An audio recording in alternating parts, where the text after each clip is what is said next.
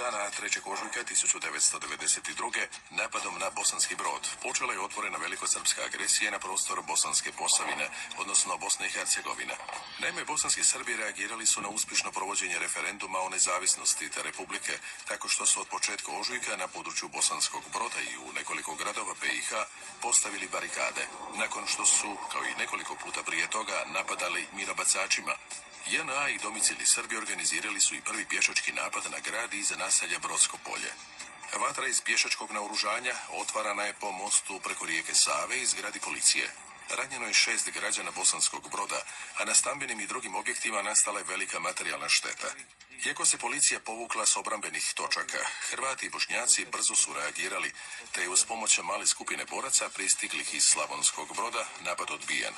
Krizni štab općine Bosanski Brod uskoro osniva 101. Bosansko-brodsku brigadu HVO-a i izdaje zapovjed o mobilizaciji muškaraca od 18 do 50 godina.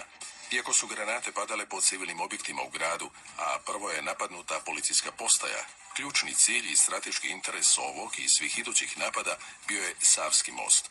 Naime, zauzimanje mosta, odnosno odsjecanjem od hrvatskog zaleđa, Srbi su računali da će to područje anektirati u već proglašenu SAO Sjevernu Bosnu, odnosno u Srpsku republiku BiH. Njegova se strateška važnost poslije još povećala uništenjem mostova nizvodno. Most između Slavonskog i Bosanskog Broda postoje najvažnija logistička veza Hrvatske i napadnute Bosanske Posavine, ali i komunikacija kojom je više od 100.000 civila spasilo život bježeći od velikosrpske agresije.